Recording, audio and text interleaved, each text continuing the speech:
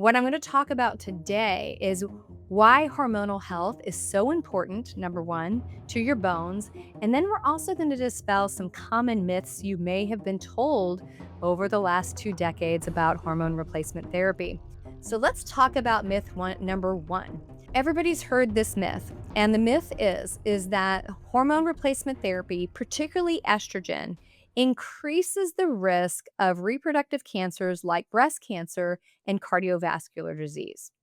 So, let's talk about where that really came from and why that's inaccurate and what the research really says. So, hormone replacement therapy was standard of care for women in the United States and most westernized countries, so Europe, Canada, and up until 2002, it was the most commonly prescribed medication, even over statin medications. Anywhere from 40 to 70% of the menopausal population was put on hormone replacement as standard of care.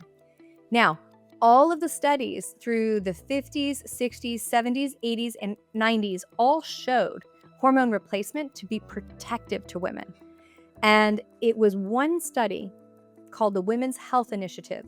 And it was a study that was started in the 90s to look at the risk of cardiovascular disease and stroke, so heart attack and stroke, and to see if hormone replacement therapy reduced that risk. So let me explain where they went wrong. And so, number one, in this study, in order for us to assess risk of dying, in a perfect world, we would have a group of people that had high risk, and then we'd have healthy individuals that we could compare to.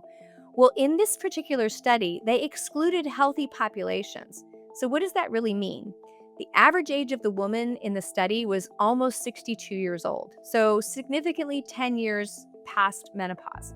Number two, the majority, three-quarters, were overweight, obese, previous smoker, had high blood pressure, high cholesterol, and other risks. So they already had advancing cardiovascular disease.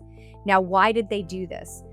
These studies are millions of dollars to actually run. They cannot run these for decades. So the intention was to pick a population that were already at risk, already exhibiting signs, and then hope that they could see whether hormone replacement was protective or not. Now, the study went on, and there was 3 groups. There was a group that were given no hormones at all during the study. There was a group that was giving just Premarin. Premarin is a now generic drug, but it was one of the first oral estrogens that came out. The other group was given Premarin and another synthetic fake progestin called medroxyprogesterone. So it is synthetic. It is not bioidentical to the progesterone that we make. It has associated clot and heart attack and inflammatory risk in all people. And as a matter of fact, birth control pills that contain that have class action lawsuits for causing stroke and heart attack in young women. So anyway, that group took both of ththose medications.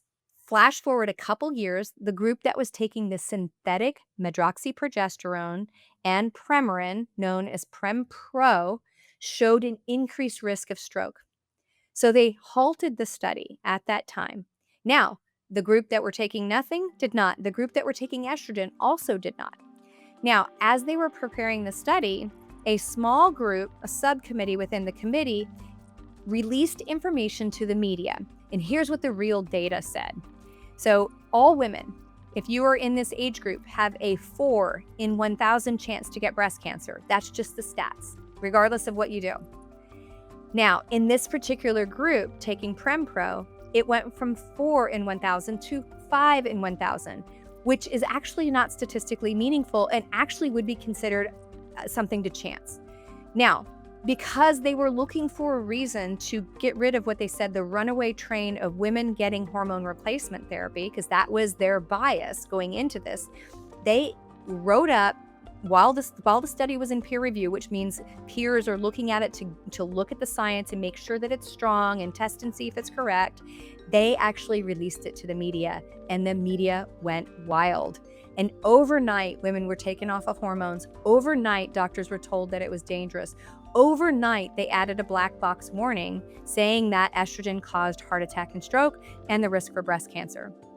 They failed to point out that the women that were on Premarin alone showed a 23% reduced risk in their own study for breast cancer. So the reality is, since that time on 8-year, 18-year, and 22-year follow-up, this last year they actually reanalyzed the data and showed everything that they had originally kind of pushed out to the media was inaccurate.